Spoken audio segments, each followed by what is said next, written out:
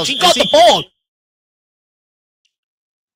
Good afternoon, Spurs fans all around the world, and welcome back to the Irish Hotspur, where your boys Dave, Jack, and Soren Dermot will be joining us. And we are here today to build up because Tottenham are back in action as we travel across London to take on London rivals Chelsea at Scunthorpe Bridge.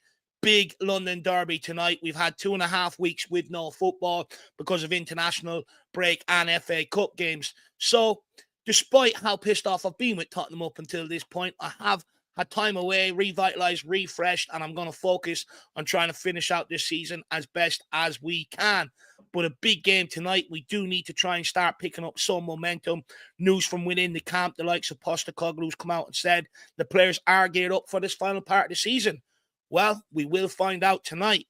But look, let's give everybody everything they need to know. Let's go around, welcome some people in, and then we will crack on. Of course, we are playing at Scunthorpe Bridge tonight. Kickoff is at 8 p.m. The referee is Craig Pawson. VAR is Jared Gillay. If you want to watch the game in the UK and Ireland, it's on Sky Sports. In the USA, Peacock TV. And in Australia, it's on Optus Sports. Bit of injury news. Dragusin is still out. He's out, of course, till the end of the season. Kulusevski is expected to return, not for the first leg against Frankfurt, but the second leg from what's come out. And then Danso as well. We've also been told he's about a week away. Chelsea today, of course, are missing Mudryk for that substance that's in his body. Romeo Lavia has picked up a knock. Kellyman is out with a hamstring, and Paz is also out with a hamstring. So that's all the team news. Let's welcome some people in, and then let's crack on. We've got Wembley once this afternoon, boys. Seems like it's been ages. Normal service resumed. Chelsea by a margin of at least 2 tonight. What I will say is I do think they're there for the taking.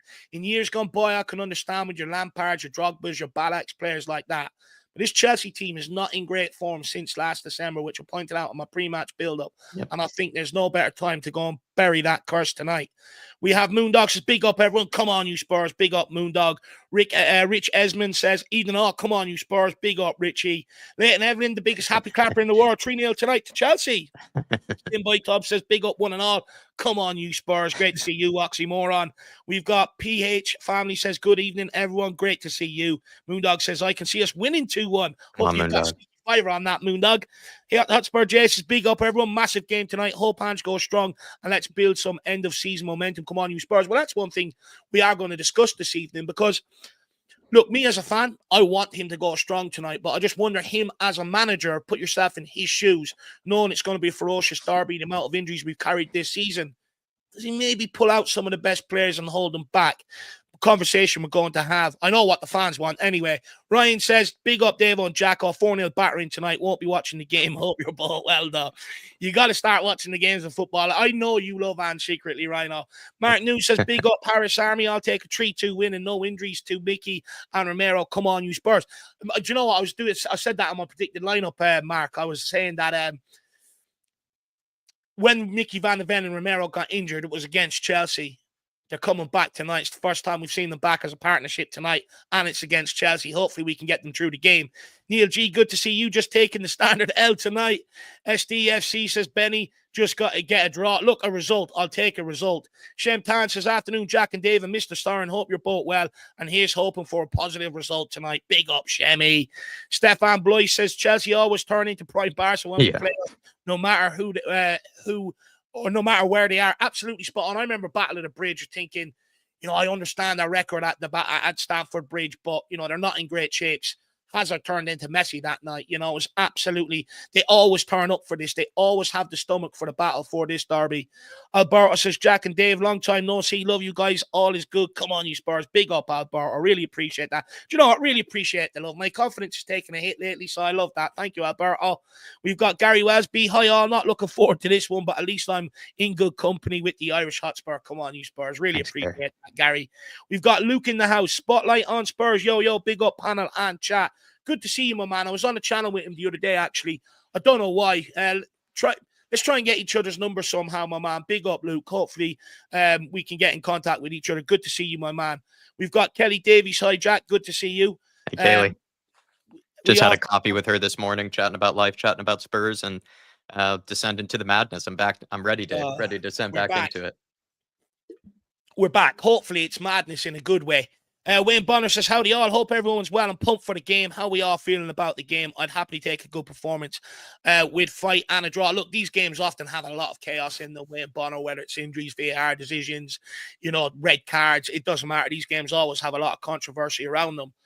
Well, it's even if it's Romero pulling Rapunzel's hair, you know what I mean? There's a lot of chaos around this game. It's one of them I would argue sort of hard to predict, to be fair to you, because you just don't know. Lee Moody says, afternoon all. Feel it's a day to break the mold and a big win is on the horizon. Come on, you Spurs. Come on, Lee. You love that. Stefan says, who were those Chelsea players? Are you sure they weren't their ball boys? No, they were on the injury list. They're the Chelsea players. Kelly Mann is either English or American, and then Paz is some little winger that they have. We've got Luke. There's injuries don't mean much. They'll come out playing like 06 bars. Versus us, absolutely spot on. Marcus, hello, legends. Hope all is good.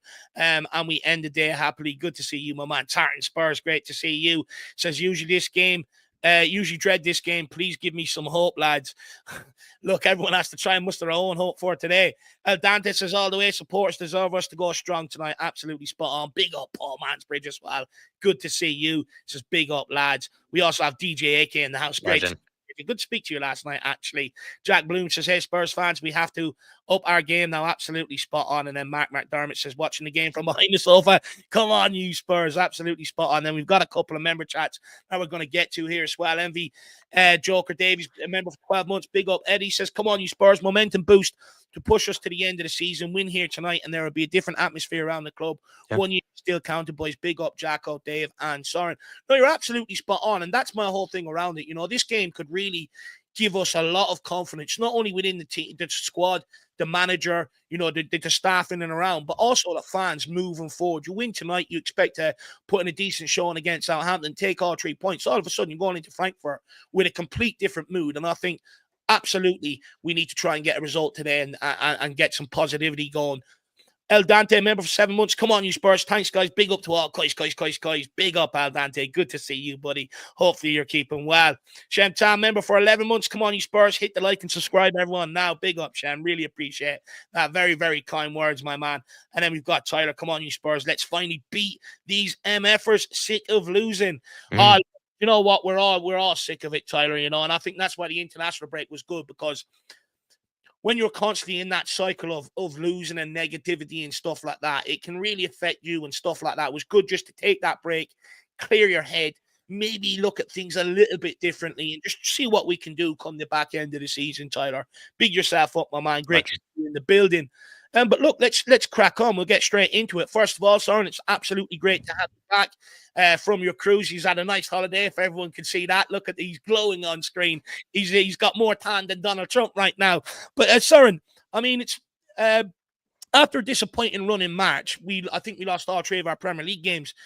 Or we didn't win any of 3 of our Premier League games. Sorry. Do you think that the 2-week international break has given Spurs a chance to reset? And can we expect a new level of performance? Or are we doomed to repeat our recent struggles? And I think that's what every fan sort of is toying with in their head right now.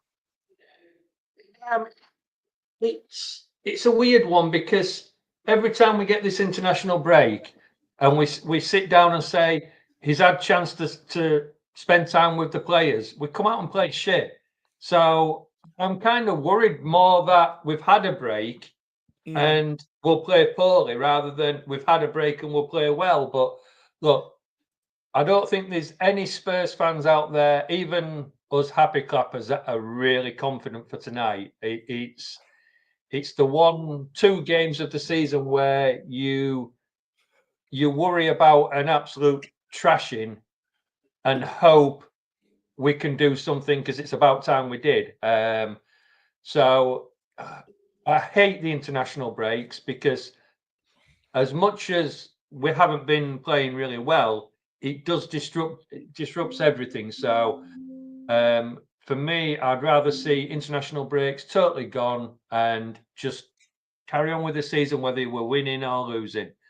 So, but look, do you think the likes of the players would have benefited? Because You've had players that have an injury, that had injuries that didn't go away on international break. Then you've had someone like Bergwall who went away on international break, didn't play because of illness. But the reality is, we've now had 2.5 weeks where we can try and correct what sort of, to a large degree, what's gone wrong. Work on a couple of things, maybe work on our shape in and out of possession. Do you think we're going to benefit now, coming out of this? Because a lot of it beforehand was we didn't have a lot of time to train. We had so many injuries, didn't have too much time to work on things. But they've had a really good break now, a really good reset. Do you think we're going to see a different Tottenham Hotspur? Because some would argue it's impossible just to change it like that.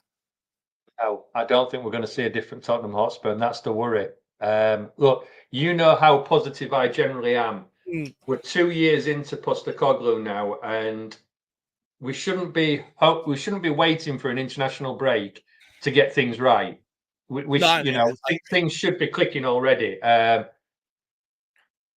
said, we're starting to get some players back, hopefully a little bit fitter now. Romero, what a surprise! He's just played 2 full games for Argentina, so should be able to play tonight. Mickey van der Ven should be playing tonight.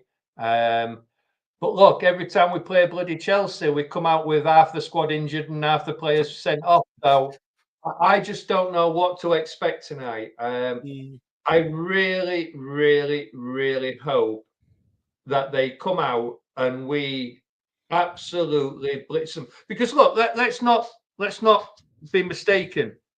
When we've played them, so the first game we played them under Postecoglou and we lost. We only lost because half the team got injured and we got players sent off. We were competing up to that point. So we know we can. We know we can compete with them. It's just what team turn up. And as much as a lot of people would, want to blame Postecoglou, if the players aren't up for it themselves tonight, then we've got no chance anyway. It doesn't matter who's in charge or what. But look, they've had 2.5 weeks. Some of the players haven't played. Some players have. So there's no excuses tonight. Absolutely no excuses. And you're not going to get any excuses from me tonight. So if we lose, then there has to be accountability. There has to be. No, 100%. Jack, looking here in the chat, many people are expecting us to come out flying. James Maddison, Jed Spence didn't make the England squad, expecting them to come out with a point to prove. They've had 2.5 weeks off. There's other players as well. And also, some people in the chat saying, look, it's a chance for us to maybe just revitalize ourselves, just get the energy levels up within the players. And that, it has been a good opportunity for them to maybe coordinate and work on the press out of possession and start working, how to play out from the back in possession and stuff like that. I mean, what are you expecting to see tonight? I think the break was needed for Spurs fans, but also I think it was needed for these players and Ange Postecoglou. Like Ange Postecoglou was under, he's on the firing line. He was kind of, getting pelters from every single direction. This was probably a good break for him, even mentally, for the most part. I think this was a good break for the players to continue to train, take themselves away from the pressure. Just before the international break, we saw Matisse Tell, having to, argue with fans and, sort of calm people down. And maybe this was good just for everybody involved. And my hope is that they've been able to take a break, rest their bodies, rest their minds. And then now they know that they have a very, very, very important fixtures ahead. And it's just about getting the business done, really. It's about, not even just tactics or anything like that, trying to see if you can, like Jed Spence said in his own interview, try to finish the season strongly, push for this Europa League, push for a strong finish in the Premier League, push for just trying to end on some sort of relative high. And, it's kind of about the players doing their part. Of course, Ange Postecoglou is going to continue to, be questioned and continue to be put under scrutiny. But let's be honest, I think the players, as well have, definitely been up and down this year and have probably needed a long break like that to see if they can get some sort of refreshment of some kind. And what I'm really hoping for today is with Chelsea, there are plenty of times where we've gotten good performances and then we just get screwed over in some sort of manner, whether it's referee decisions, injuries like Soren had brought up earlier. Plenty of different factors have gone against us. But what I'm just looking for is a bit of fight from these players, some sort of passion that we can feel like, this does mean a lot to them, this type of derby. And then you can use that as a catalyst and momentum to carry on into obviously the more important game that seems to be on everybody's minds, which is kind of interesting, right? As much as this is a huge London derby and it's just always a massive game. everybody's minds are on the Frankfurt fixture right now. And let's see if we can use, this game, which is against, at the end of the day, a very good team in Chelsea, as a momentum. And if we can get a good performance today, I think a lot of the Spurs fan base, will try to get behind the team and will sort of use that as momentum, because as much as, plenty of people like Soren and I who are happy clappers and, are delusionally optimistic as much as we can be, you need that bit of evidence. You need that bit of sort of validation that there is something that, you can sort of work with. There is something that you can believe in. And I think a good little break like we just have, refreshes my mind, refreshes my happy clapper juices. And I just need a bit of evidence to go with it, Dave. And all I need is a good performance. And that's not much to ask. I've seen us have good performances against Chelsea before, and we've, ended up being unlucky. But let's just hope we can get that good performance, like I was saying, and that bit of grit and that bit of fight, which I think has been lacking, of recent too. Look, I think there's two ways from a Tottenham perspective and from a squad perspective you look at this. You either you don't really have them tough conversations that are needed. You sort of just roll through the 2.5 weeks break and you just sort of all doom and gloom when you look to end the season. Or, I would hope, that one or two players, hopefully someone like a Vicario or someone has pulled everybody together, aired out some home truths, how they're feeling about each other, and then come together as a collective to really focus on pushing on towards the end of the season. Because as bad as the league has been, they can still achieve greatness. And if they go on and win that Europa League, they'll become Tottenham legends. Postecoglou will become the most successful manager in nearly 30 years. They can still achieve something great. But there has to be a collective effort. You can't just rely on Son to drag us through. Everybody has to be motivated come the back end of this season. And even from a pride point of view, some of the, a lot of the players we've got, they're not bad players. They just don't show how good they are week in, week out. And it's a huge problem. And that's why we get turned over. I just hope that, someone has pulled them all together and really sort of rallying the troops between now and the end of the season. And also look to build momentum and build off that then heading into next summer. A lot of these players are still going to be here next year. This can't keep continuing.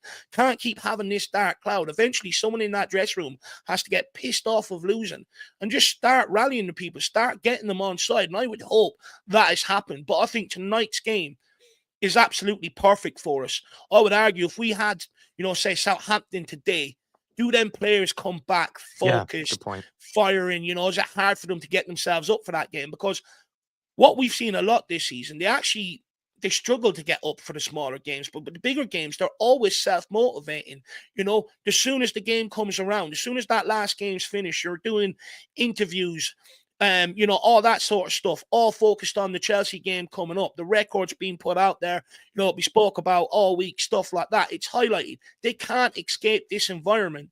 So for me, I think it's absolutely perfect because it will show what sort of mettle they have and do they really want to end this season on a high and be successful. And does it correlate to the messages that we're hearing from players, from the likes of Postecoglou, that this seems to be what they want to do. Mickey van der Ven done an interview, Spence done an interview, Madison's done one, Postecoglou has said it.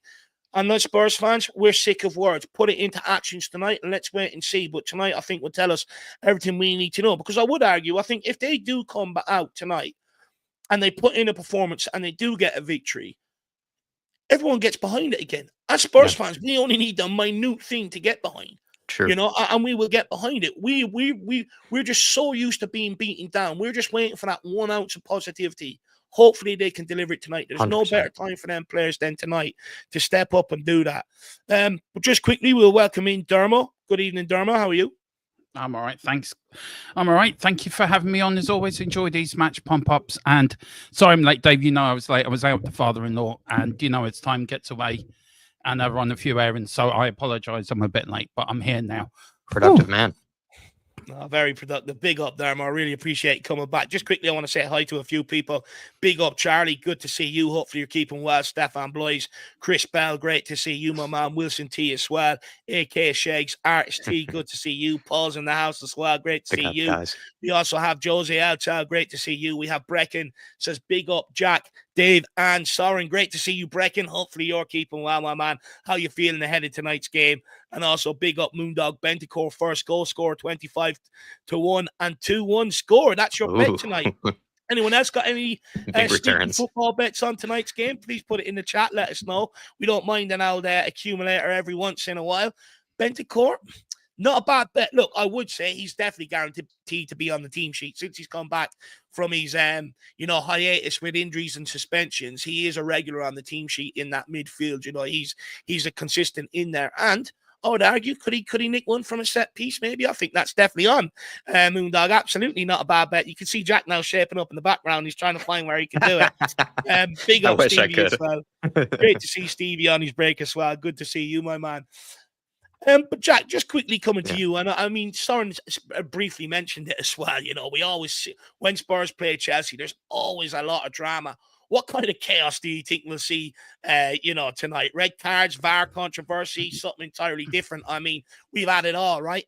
Yeah, we have had it all, and Soren did bring it up. You're right. I just hope that maybe this is the one time where it doesn't, and because it always seems to go against us. I know you brought up before that, yes, Chelsea have also maybe been the recipient in the past of some unfairness or just things going against them, but this has always just been, a crazy fixture with a lot of drama, whether it's been, really narrow, offside decisions that could have changed, the impact of the game. I remember there have been goals that have been ruled out by ridiculous sort of calls or rulings. There's been, of course, terrible injuries, so much chaos in these games. Can this just be a game with no chaos, please? Can this just be a normal game, between two great sides? And maybe in our case, we want to become a great side this year, but you know what I mean by that. And I just hope it ends up being just like any other good derby, two teams that are up for it, two teams that are in a way needing that momentum. I know we keep saying that we're desperately needing it, but you did bring up, Dave, Chelsea also need, a bit of a kick on. Chelsea need a bit of a boost here. So that's what maybe these teams have on the table, is an opportunity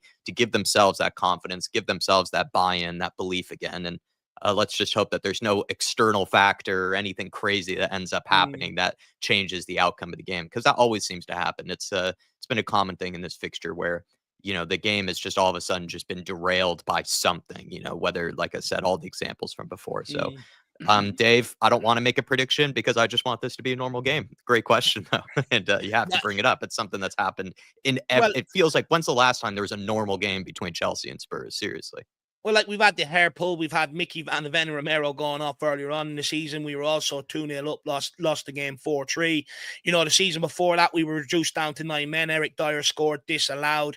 Mickey Van de Ven also came off injured that day. Before that, you've had the likes of the Battle of the Bridge. There's been so much controversy and chaos in these games. I would argue, I sort of agree with you. It'd be nice to, for it just to simmer down and just see a great game of football tonight.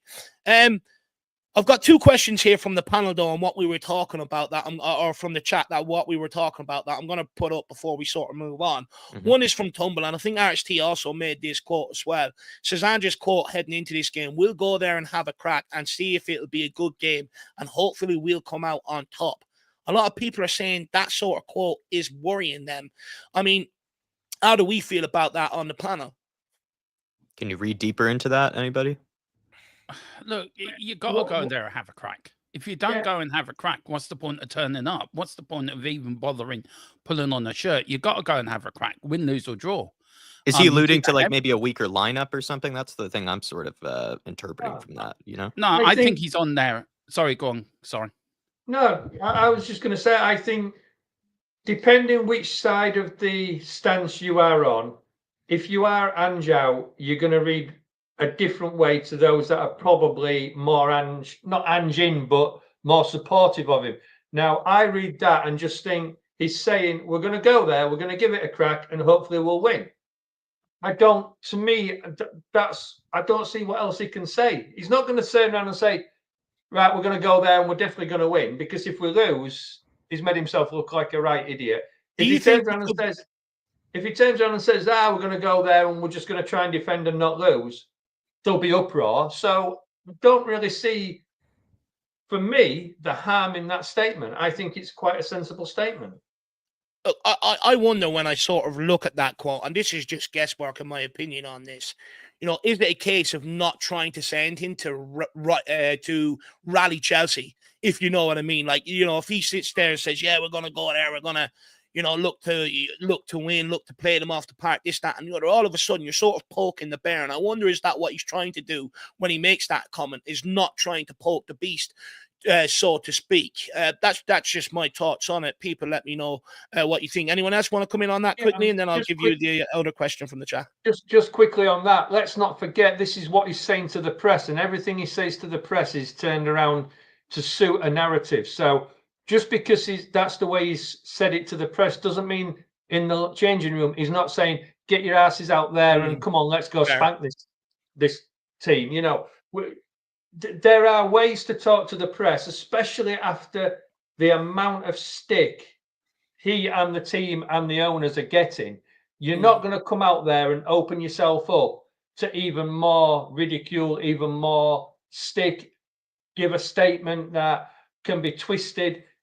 He's basically said, we're going to go there and we're going to try and win, which is the same wording as what a lot of managers will say. Fair. Yeah, no, it's absolutely fair.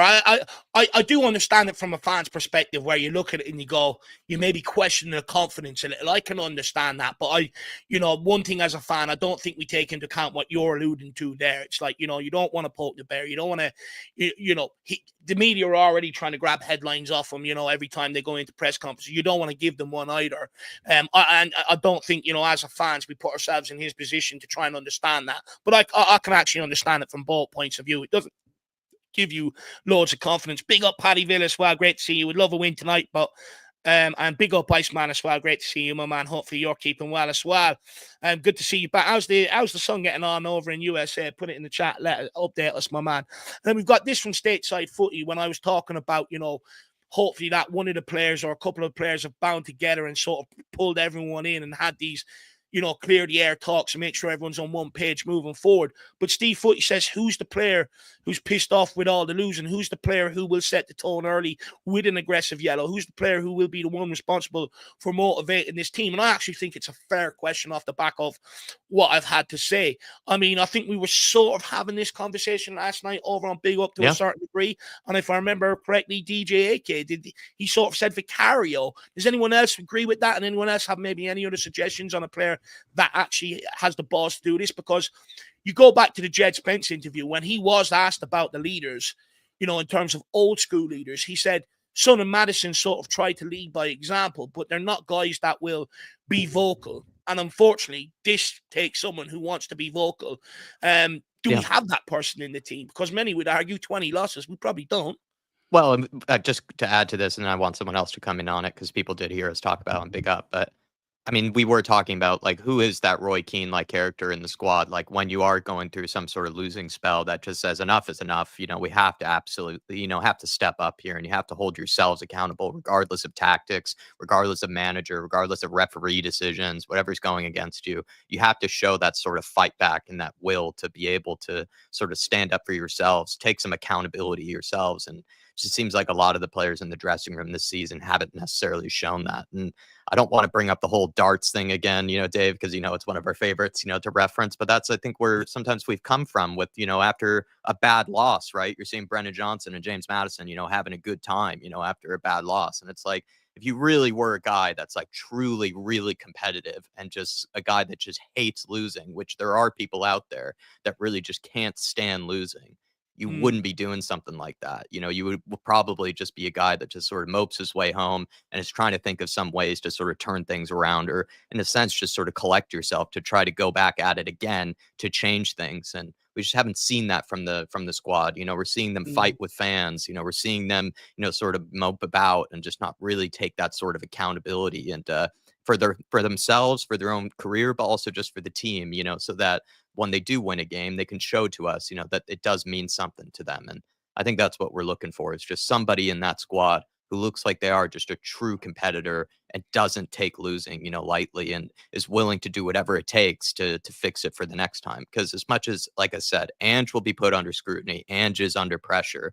These players need to be put under more pressure, and they should be putting each other under more pressure, when it comes to making mistakes, or when it comes to, the way they're kind of laughing about, in the training, or, before the game against Fulham, right? They're making jokes with each other, playing like little meg games and stuff like that. Need to see them actually, start to face facts and realize that this has been a bad season and this is your chance to turn things around. And be that sort of in a way, just be that a-hole, just be that guy that just sort of just won't take it anymore, really. And it's not like you need to be that way for the rest of the season, but at some point we need to see that sort of desire and that grit from them. And like you said about this Chelsea fixture, it is a great game to do that. A real London derby, a team that hates us, a club that hates us, fans that hate us. Step up in this one, show that fight, show that sort of grit. And I think you'll get a lot of buyback from the fans, and then you'll probably get a lot of buyback, within the squad itself and within that dressing room. So I think, that's what I kind of mean is sometimes these players just haven't really struck me as being that, sort of affected by the losing. And it's not even just this squad. We've seen that in the past. Let's be honest. We have seen that in the past, from Enes Mura losses to Dinamo Zagreb to Colchester's, so many different examples where they sort of come out with the same thing every time, and they're not really taking that accountability, or at least showing that accountability on the pitch in some regard. So maybe Vicario's a good example. I would like Romero to be that example. He hasn't always shown Is it. he checked out? I hope not. We hope that we do get a better Romero for the rest of this campaign. I think Bentancur could be one. We've seen him kick a chair, before, when he gets taken off. So there are some characters in there that I'd like to see more from in that regard, that I do think are capable of being those guys. The Madisons of the world, the Brennan Johnsons of the world, not expecting much from them, but I would like to see, the Bentancurs, the Romeros, the Vicarios, kind of be that sort of person for sure. No, absolutely spot on. And I think we are approaching the point. If we go back to earlier on in the season, and Postecoglou was asked about leaders, he said, we didn't buy any.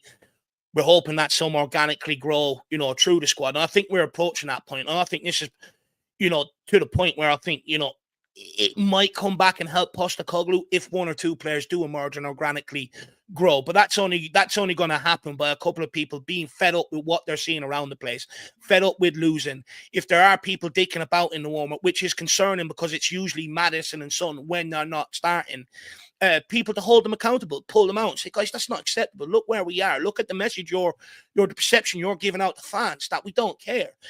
Pull people up, point things out. That's what needs to happen. And I think we are approaching that point where we quickly need one of these leaders to emerge, within the squad. We didn't buy any in the summer. It looks like this was the plan all along. So, better late than ever, but it's time now some puts their head above the parapet and starts pulling people up. Big up, Terry Wright. Good to see you in, my man. Haven't seen you in a while. Hopefully you're keeping well. Hopefully life's treating you well, along with Derek Hutchison as well. Great to see you, sir. Hopefully you're keeping well. And Terry Wright also says, big up, gents. I'm afraid we're going to witness a shit show tonight. I have no confidence this team will show up for a big game. We also have Trinidad in the house as well, hoping Ange can rally the troops. As this game has been one of the major bugbears, he must deliver. No questions. Big up, lads. Come on, you Spurs. And big up Ghosted as well. Just on this, though, just quickly, Trinidad. I'll be brutally honest. These sort of games, they shouldn't need a manager to rally them. They shouldn't need a manager to motivate them. They should understand what this means to fans. They should understand what this means for Tottenham Hotspur as a club, with it being a rival, the history, the way Chelsea fans have treated Tottenham fans in years gone by and stuff like that. They should know exactly what this means. They shouldn't need Postecoglou to be in there rallying them, motivating them. They should be motivated coming into training this week ahead of this game. They should be thinking about this game as soon as they're traveling back from international duty, and they should get hard on thinking about this game. You do, honestly, if they need a manager to motivate for this game, we have a severe problem within that dressing room. These should be self-motivating to a large degree, Trinidad. But Soren, Dermo, any of you want to come in on that conversation that me and Jack were having there, and that stuff that people in the chat were pointing out, and then we'll move on. Look, leaders like Jack is right about Vicario and people like that. I look at Bentancur when we played. Who did we play? I was doing a watch along with a mate of mine, and we said both Bentancur was that Roy Keane type player that will go in and give that 2-footer tackle that gives the players a lift. Maybe Kulu's that player as well that will put that tackle in. Bergville as well, that will give a spark to somebody. We do need a Roy Keane type player. You do need a Patrick Vieira in that midfield, or Brian Robson. If you're going back to the, as Dave says, the World War I, I think, or even the 1900s, somebody like that will put the foot in and spark everyone into, hang on, let's go. If he can do it, I'm following him. And we don't have that. And you don't have that in football in general. It's not just a Tottenham thing. I think it's a more of a football thing I don't know, in though, England Dermot. anyway. You look at some of the Liverpool documentaries that have come out, even some of the Arsenal ones, some of the Newcastle ones, some of the City ones. They do have them guys in the dressing room where they are, pulling people up. They're not always sitting It's there not waiting about on for the the manager dressing room, to do Dave. it. You It's can't about find going these on to people. it's about going on the pitch and doing it on the pitch. You can say what Yeah, you but it want starts in the dressing dressing room, though, Dermo. It does start in the dressing room. Police in the dressing room, setting the standards around the place, in training, out on the warm-ups, what's tolerated, what's not. It does start in the Yeah, dressing room. that's You have a down to good the dressing room that will transcend on the football pitch. I was listening to David Bentley's, interview on the Spurs team there that came out last night, and he spoke about how great that dressing room, how good it was, self-policing, self-motivating. They all had a collective goal to take us to that next level, to take their career to the next level. It does start with the dressing room. Yeah, it does. And it starts with the manager. It starts with how you do in training. It starts with him. He's your motivator. You're motivated yourself, but he gives you that extra 20% to go.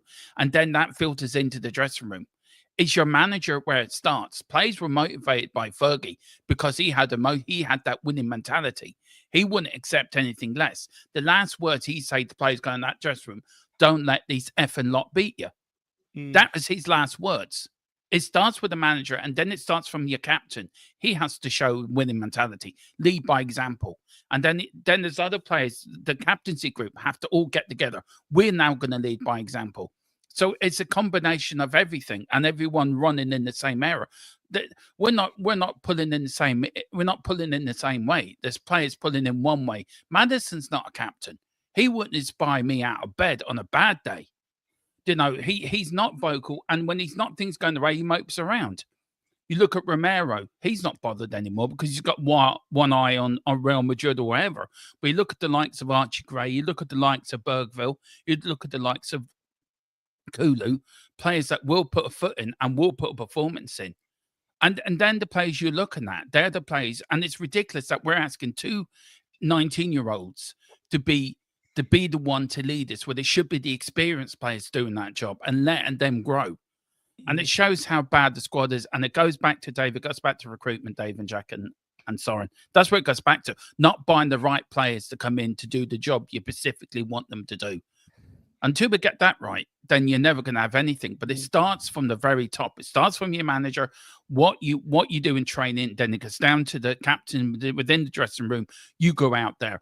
And as I said, Fergie was a prime example of that. You look at that Man United side. Don't you effing dare lose out there today. Second half, you could be losing 1-0. Don't you effing dare lose that second half. Do you know, that's where it starts. And then players start thinking, oh, hang on a minute. I want to go out and prove the manager wrong. He used to pick on players deliberately to spark a reaction out of them. And the players are looking at them and think, well, if he's going to pick on him, he's going to pick on me. It's all about mad management. Sorry, Soren, I've rabbited on. Sorry. I let it carry. Sorry, let it get in. Sorry. No, I was just saying it. Comment. And the thing is, I think Dermot's absolutely spot on in what he's saying. It does go back to recruitment and stuff like that. But the reality is the window's closed. Nothing we can do about it now. So Soren, over the international break, you look at this squad. Who do you think is going to be that leader that maybe emerges through the bunch? Because there has to be somebody. Well, I'm hoping Doris, the tea lady's come in and chucked a few teacups, because that's probably the only one that's going to rattle them up into it. But look, I mean, we can all go on the quotes. I mean, I haven't seen the interview because obviously I was away and things like that with Jed Spence, and You weren't having your shades on, sipping a cocktail, watching it, no, vibing out with Jed. I was sat down with the shades on and a nice cool glass of Coke and about 400 sandwiches sat around me, and cakes and teas and and anything that wasn't good for me. That's the way I want to die. I want to go out like that. I was struggling to get any football related stuff while I was away. But look, I don't for 1 minute think Ange Postecoglou goes in there and shouts and screams. But I do think he tries to motivate. He's got to be doing and saying something. The problem is, and we all know it, there isn't a real leader in the team. I mean, you've got Romero there. He'll probably come out, he'll fly into a tackle, and then everybody will complain about him. He's rash, he's this, he's that. Well, and then we're all sat here saying we want someone to come in and get a yellow card early and show the intent. Well, the problem is when they do that, we all complain. When they don't do that, we all complain. But yeah, I mean, it's a long time since we've had that type of player where they will kick the ass of the other players around them. I mean, you know, we look at players that were, you know, instrumental and leaders on the pitch, like Kane. Kane wouldn't really do much shouting. He'd walk around and tap, and you know, you go back to Ledley King, same. Jan Vertonghen probably, and Toby were probably two of the more vocal ones that we've had for a long time. Vicario, yeah, it's all right. Vicario stood there shouting, but he's at the back. You need somebody in that middle. You need that Roy Keane figure, and I think we've got one, but he's just too young at the moment. I think Archie Gray will transform, and maybe Bergvall will transform into that type of player. But you're talking 2 or 3 years down the line. I mean, Bentancur, he is the one to me that I would look to try and be a leader. But again, he goes missing too often. Yeah, he's been inconsistent. Yeah, and you know, you kind of look at him and think he's that South American type player, but he hasn't got that attitude like Romero's got. I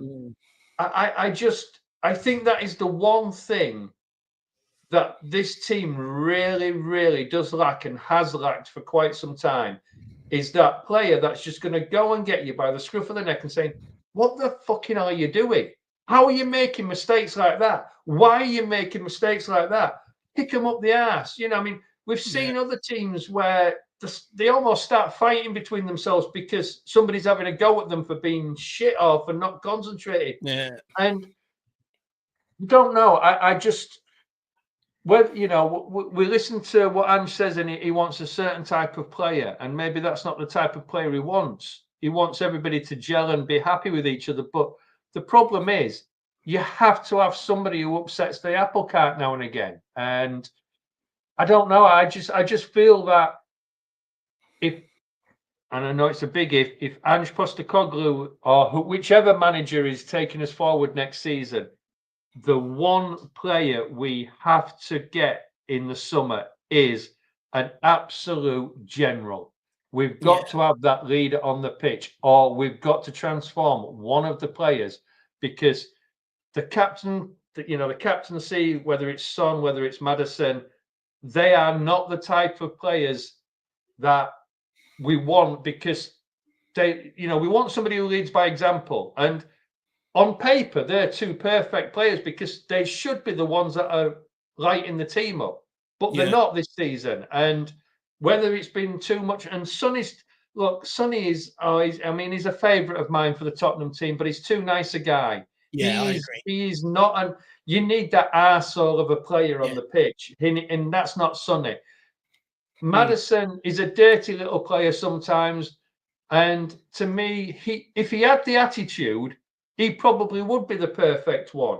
But again, he hasn't got the attitude. He's got the dirtiness, but he doesn't show up enough.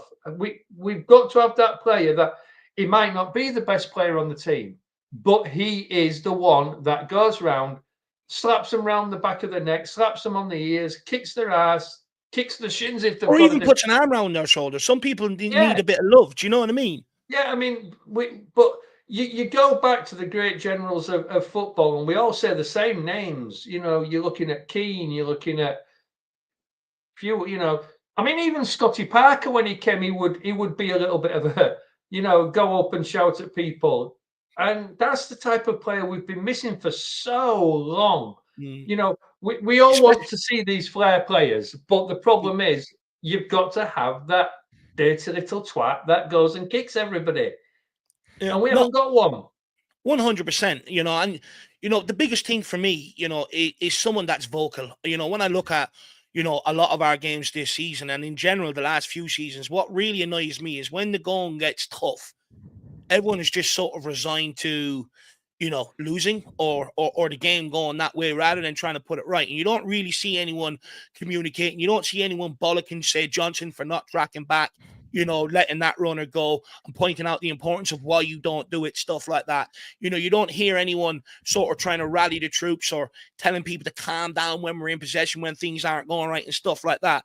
You don't really see the two centre-backs communicating with the full-backs. You don't see anyone in the midfield pulling people across if they need someone to step in for 5 minutes.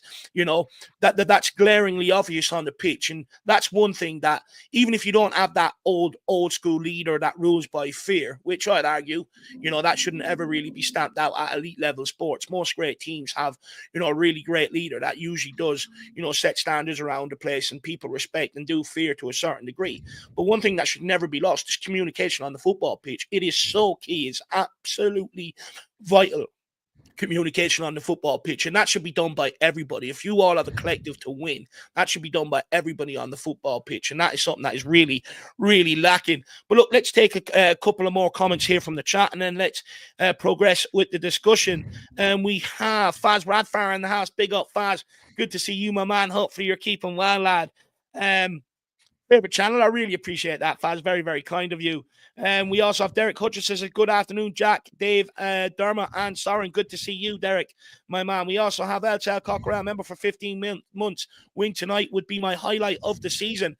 Look, I think, it would definitely help alleviate some of the pressure that's on Tottenham Hotspur, even if it's only temporarily, my man. But, it would definitely be a highlight of the season for sure. But this is the thing, there's been some good wins. Slapping up United at Old Trafford, highlight of the season. Slapping up Man City at the Etihad, highlight of the season. Slapping up West Ham, Aston Villa. We've had some really good wins this season. They've just been too far in between, Jose. Big up, my man. Spurs GCTV, great to see you. Hopefully you're keeping well. Phil Coyce is also in the building. After the season so far, it's Chelsea away. You better turn up. Exactly. Forget about what's gone on before, right? They can't change it. There's nothing they can do about it. All they can do is change what's ahead of them, change their fortunes going forward. So you're absolutely spot on. Turn up tonight, my man. Big up Phil Coyce. And almost, if they've removed what's gone on before, almost that pressure on your shoulders is sort of gone, and then you can focus on the future. Big up, Phil. We have Ramo in the house, says Facts Dave. Big up, my man.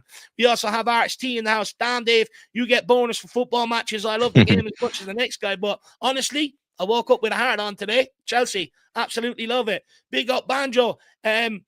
Let's have it tonight. Exactly. Big up, my man. Good to see you. We also have Daniel Field in the house. Great to see you, buddy.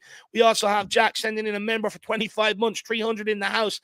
Smash the like. Only please. 60 likes, please, everybody. 346 in the house. I'm only seeing 80 likes now, but I'd imagine a third of you are enjoying it. And then we also have, I think, over 100 watching us on Twitter as well. So follow us over here if you would like to get involved in the chat and all that good stuff. But please, everybody, smash the like button. We're back. Spurs are back. Time to get behind the team, and try to just, sort of have it out here and embrace the next difficult weeks ahead. We got some big games. It's time to nut up, everybody. So please, everybody, smash the like button for us, though, if you can. It's good to have Spurs back. For me, it's good to have Spurs back. So smash the like button, everybody. And what smashing the like button does, guys, it just genuinely helps us out. It's free to do. You hit the likes up, thumb button if you're enjoying the content, only if. And what it does then, it helps push us out. More and more people and can enjoy it and stuff like that. So it really does help us out if you can do that, guys. Michael G. Kelly, good to see you and him. I haven't seen in a long time. How's life? Unfortunately, our players don't have the character to go there and get us a result. They have let us down in so many games this season. And look, I can understand why a lot of fans are feeling like that. And added by our record at Chelsea, even when we've had better teams, it's a really daunting place to go. So I can understand some of the mood heading around into today's game. Big up, Michael. Good to see you. How are you keeping? Foggy Foam in the house. Spence said it. There are no leaders. Big up, guys. Big up, Foggy Foam. Great to see you as well. Hopefully you're keeping well. We have Archer in the building. These players will be aware of our horrific record at the bridge. They should go into it saying, let's be the team to break 100%. The curse. Absolutely love that, Archer. Need to get you in the dressing room as a motivator, my man. William Webb in Queensland. Big up, guys. 2-0 Spurs, 2:45 a.m. Big up, William Webb. Hopefully you're keeping well, sir. Really appreciate that. And this is the thing, this is one thing I'd love the players to understand as well. There's so many people around the world get up at ungodly hours and still have to get up and do all their work, family stuff and all the next day. do it for them as well. Always have that in the forefront of your mind. Big up Luke Linton, always the place to come before match day, 100%. Big up Dave, Jack, and the panel. Very kind words, Luke. Good to see you in the house, my man. Trinidad says, understand your point of view, Dave. I was coming from the aspect that Chelsea are just one of the teams Andrew's always lost to. Well, look, he's got, I think if we lose today, doesn't he have the worst record of any manager against Chelsea? So you're absolutely spot on there. And his job is in the line. We'll see if the players also fight for him as well. No, look, don't get me wrong. Obviously, Ange needs to be clever and come up with a way of, putting something into their brains, getting into their brains and getting them sort of focused and motivated. That he does have to come up with that. But, in terms of a lot of the motivation for this game, what we shouldn't have is the players rocking up there, into the dressing room an hour before the game, flat, and they need Postecoglou to rally the troops. That should not have to happen. That was my whole point of view. Big up Trinidad. King Hoddle says, different era dermo rule, fear no longer works. I would argue maybe at soft clubs like Tottenham, maybe it doesn't work. But I think you look at other clubs, I definitely think, there's a few examples maybe. Big up DB as well. Good to see you. Chelsea tonight, boys. Easy. Absolutely love that. Never easy, DB. Easy work. In the house. King Hoddle also says support the team. Hashtag. No, look, I understand the sentiment, but I don't think I need anybody in here to tell me that. I think you go back and look this season in general since I've started doing this. I think I've missed this season one game, the Aston Villa game. That's it. I'm here every game, pre-game and during the game. I'm here every single game. If that's not supporting the team, then I don't know what is, King Holland. So I don't need to be told that. That's for sure. Lee Neri says, big up Dave, Jack, and the panel, and everyone in the chat. Come on, you Spurs. Big up, Lee. Great to see you. Luke Linton also says, we need to see a change in energy tonight. Hopefully one of our younger talents come to fruition as a natural leader. Absolutely spot on there, my man. Big up Tottenham, Tom. We never had a leader for years there. That's definitely true. And Ellie in Vegas, big up crew. I can't make a prediction. Too sad. No, look, we were saying earlier, Ellie, it's hard. These games are very hard to predict with the controversy that goes on in them, all the VAR decisions, red cards, injuries, etc. The games, how they swing from one half to another. It's an absolute basket case of a game. Big up Mary W as well. Good to see you in the house. Hopefully you're keeping well. But guys, we are going to progress the conversation, but just quickly, really appreciate everyone's support today. Keep smashing that like button. There's a number of ways you can get involved while we're chatting. Get your questions in. As you can see through evidence, we will bring them up and try and get to as many of them as we can. If you genuinely want to show support for what we do and you enjoy it, you can become a member, send in a super chat or gift out memberships to other people. There's loads of ways you can get involved. But Dermot, I'm just going to go down to you quickly with this one, and then I want to get into more maybe pressing questions. But with Spurs facing a busy schedule of 3 games in just 7 days, today's heated derby against Chelsea, Sunday's match against Southampton, and then again next Thursday against Frankfurt. How should Postecoglou approach tonight's derby, given the intensity and the potential for crunching tackles? Does Postecoglou prioritise resting key players for the upcoming matches, or do you think he should field the strongest available 11 tonight for the derby? Because these were Postecoglou's quotes when asked, and it does seem like he's going to go strongest 11. He said Chelsea is an important game, and you can't go past that. It's an important fixture for fans, important fixture for our season. So if I read into that, it does seem like we're expecting to see the strongest 11 tonight, right? Yeah, go strongest 11. I'll go strongest 11 on Sunday as well. I mean, just win every game. That's all I want them to do now. For the rest of the season, go in to win every game. There's prioritising Europe and not prioritising the league. You have to prioritise every game you play. I know probably Sunday you could probably rejig it a little bit. We will still beat Southampton. It's only Southampton. But tonight, any games coming up, Liverpool coming up, we're still in Europa League, just go strong. Just go strong every game. I don't want to see this prioritising shite. And I'm not going strong on one game and going strong. Fact that. I want them to go on. I want them going to every game and do what they can and try to get the 3 points. I've got to the point today that I'm sick of this season. I'm sick of losing. I'm sick of every game, sick of losing because Fulham, we should have played the stronger team against Fulham, and we didn't. What was the point? We didn't have any other games for 2 weeks. We should have played our strongest 11 and go out there and beat them. 3 points puts us into a great confidence going into this West North London derby. Let's go full strong. We've either got, how many games we've got left? 10 games, 8 games left in the league. Is it 8 in the league and then 10 games left this season? Yeah. Just go for it. Just throw the kitchen sink at every game. Throw the kitchen sink at it. And I just want to end this season on some sort of a high. to give us some sort of confidence going into the summer. Because at the moment, I'm feeling how I feel at the moment, how I felt when we lost to AC Milan in the Champions League. I'm just fed up, and I want something to relight the fire, relight something in me. And tonight, winning tonight, go strong. Let's beat them. Let's beat them West London scumbags, and let's get 3 points and let's get them going. Let's beat Southampton on Sunday. Go to Frankfurt. We'll play Frankfurt, beat Frankfurt. Let's go for 3 out of 3. That's what I want. That's what I need. That's what we're going to get. So come on, you effing Spurs. Pull your finger out your backside and let's get a win tonight. I've had enough. Absolutely. Look, but what I would say, Dermo, is look, I get what's gone on, so far. I think, it's the last push. I think we just need to try and, put a cork in it for now. Pull it back out at the end of the season, readdress it, and just see what we can do, between now and the end of the season. But look, I think you said a lot of what sentiments there are amongst Spurs fan base. Big up International Observer as well. Big up Ribsy. Great to see you. Hopefully you're keeping well, my man. Who else have I missed? Jake. Great to see you from Texas. Hopefully you're keeping well. Michael G. Kelly says, in fairness, Jack and Dave have been through it all. Been here through it all. My favorite Spurs channel by far. Thank you. Really appreciate that, my man. Very, very kind. Big up Good Beats Entertainment as well. Great to see you. Effing hell. Good to see you, my man. Jake absolutely loved your stadium entrance when we went to play West Ham and we played them off the park that day. Big up, Jake. King Huddle again with hashtag support the team.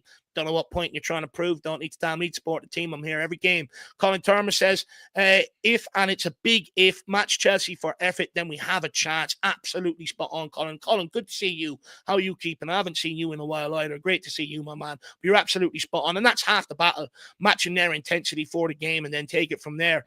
Ian Harding says the obvious fear is we're only going to get 80% up for this because their mind is on next Thursday. Yeah, potentially, but I'd argue, they'd have to start performance, getting some results in the league. To be fair, I would argue.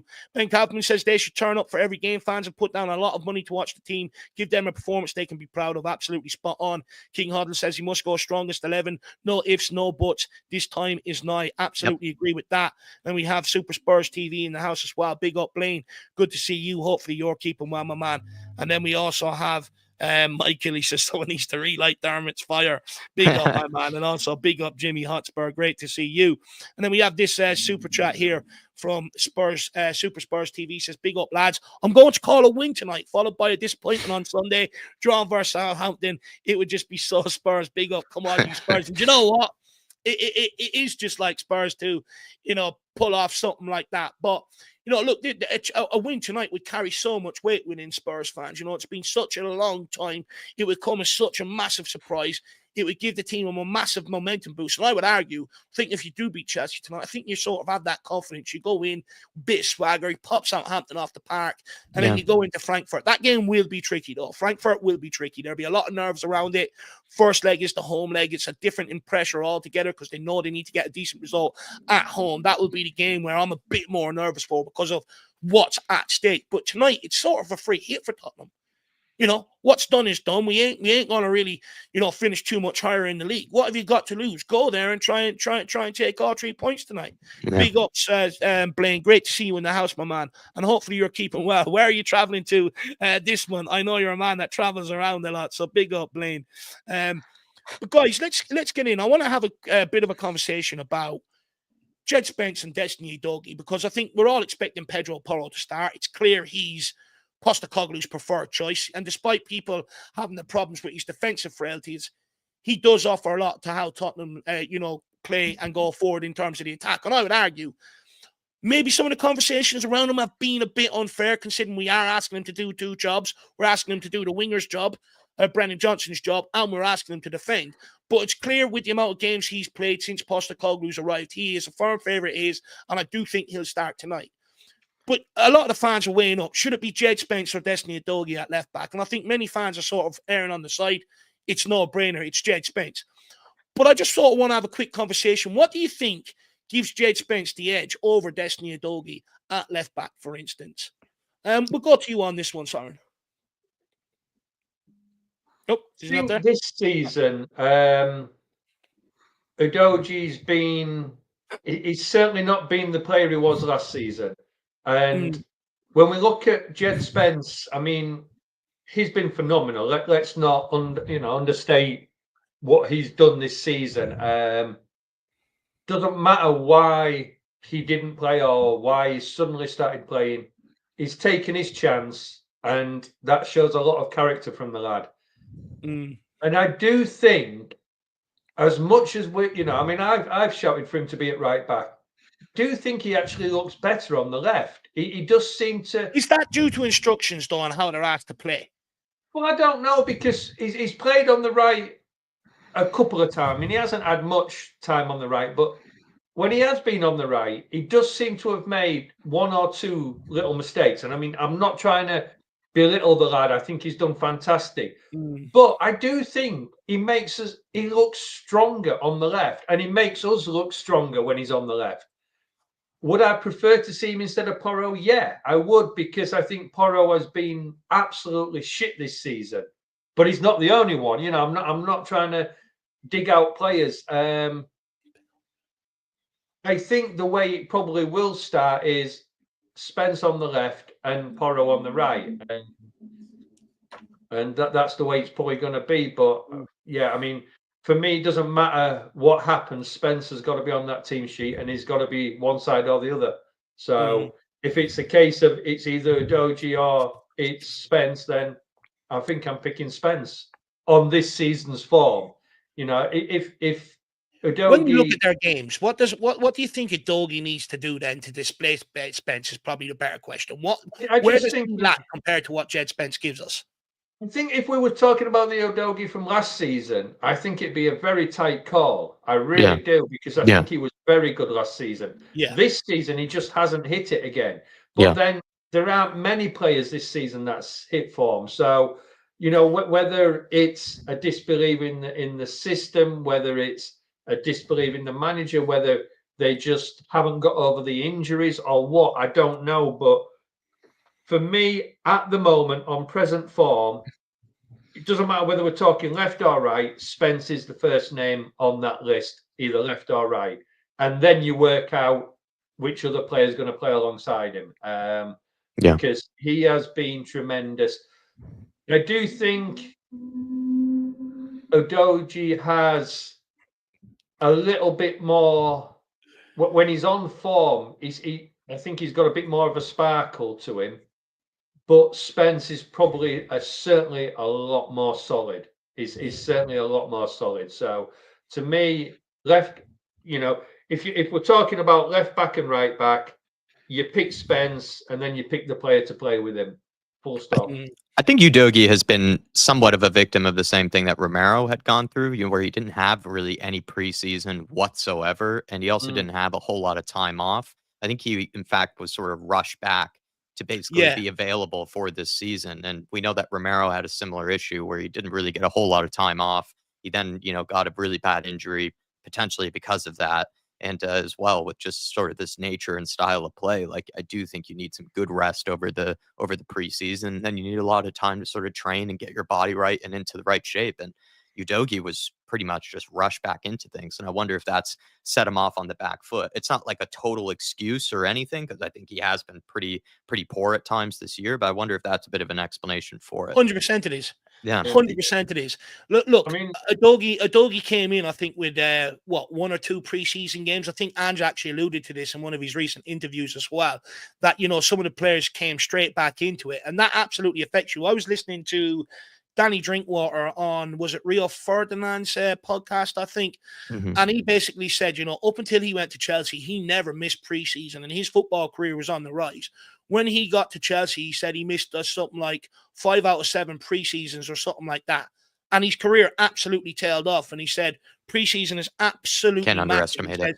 If you don't have that preseason in you, it's very hard to get up to grips with the season when it's going along. And I do think, to a case, we are seeing that with Destiny Udogie. You could see it very earlier on in the season when we threw him back in. We got to remember, this guy played nearly every game last season, was absolutely outstanding. When he got injured, we tried Skip out there, Emerson out there, other players, and we got absolutely railroaded out there, and we badly missed him. I think he had surgery, and he came back in as soon as the season is up and running at a complete different fitness level to everyone else. And I do think he is struggling to catch up. And I wouldn't be surprised if we get an interview from him somewhere further down the line where he maybe alludes to, maybe that being a problem heading into this season. But by no means do I think Destiny Udogi's a bad player. I think he is an absolute asset to this football club. I'd argue I think he's as good as Jed Spence defensively. I think the difference for me between Jed Spence and Udogi is in possession. When Jed Spence plays down that left-hand side, he links up with Madison a lot more, Son a lot more. And actually, I would argue it gets a lot more out of them because a lot of the passes are accurate. They can play 1-2s with Jed Spence. When Destiny Udogi plays down that side in possession, I do find the ball frustratingly breaks down a lot more often. I just wonder, is that the big difference?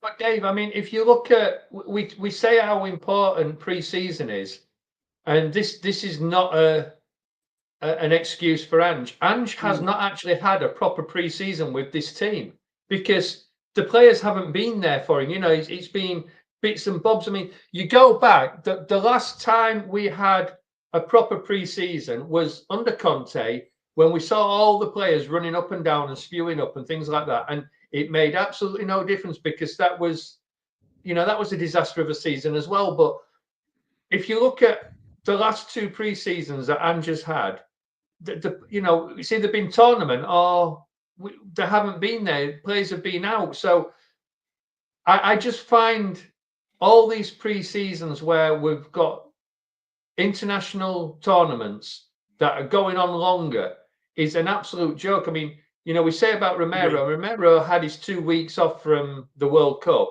But he's another one that suffered. Pardon? He's another one that suffered. He had fuck all time between the end of the tournament and then the start of the Premier League when he got back. There was barely any time. I mean, look, to answer Paul 1, 2, 3, 4. Yes, he has had. I'm not saying that, but he hasn't had a pre-season with all the players in place. He just hasn't, and I'm not saying other people haven't neither. But we say how important a pre-season is, but he hasn't had one. And no manager these days has a proper pre-season, and it's a joke with the way football is going that these players don't get the rest that they should be getting. And we look at it. I mean, Udogi was injured when he came back, and he hasn't got over that injury. And the amount of players that we've had out through pre-season that have been injured, and all of a sudden, they get a couple of weeks and they're back into it, and then they've got to catch up. And the problem is, I mean, I remember going back when Conte was here, and he had that first season, and we were all going on about just think how good it's going to be after his pre-season, and it was shit. I mean, it's the players these days just do not get the proper rest that they deserve. Yeah.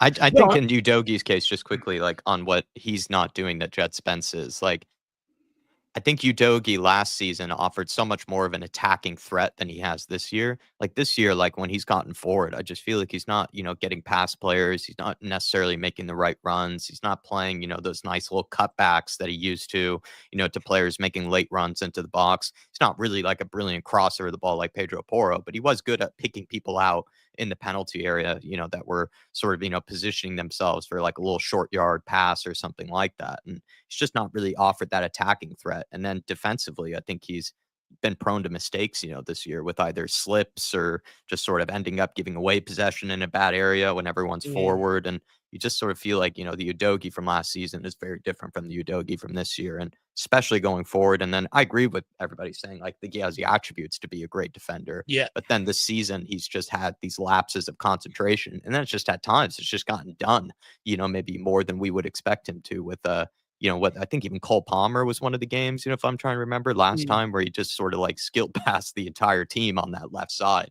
Right. And I just don't know if Udogi's really offered either, of late, either defensive, sort of solidity or, that attack going forward. I know that was a conversation from earlier, though, and the preseason conversation is also very, very valid. Very valid. 100%. I agree what Soren says. Sorry, Dave. I just very quickly. I do agree that, look, you look at Romero, he had the World Cup, and then I think he had the Copa America last season, the end of last summer.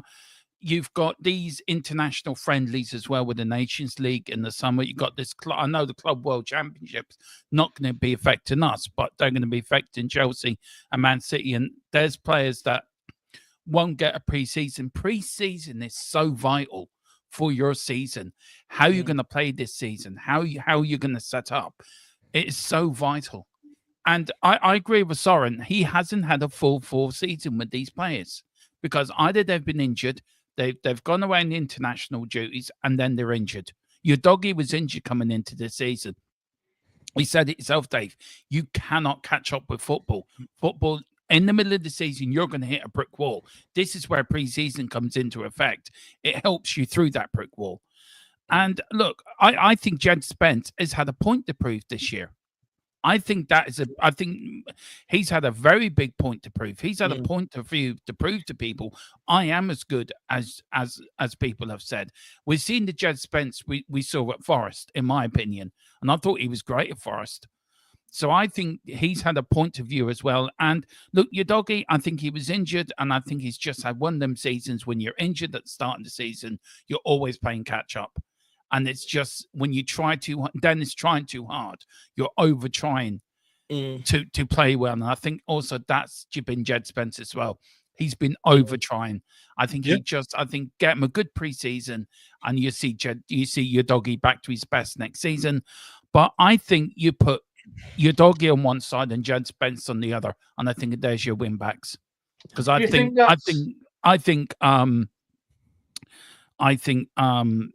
he can play both sides as well. Not your doggy.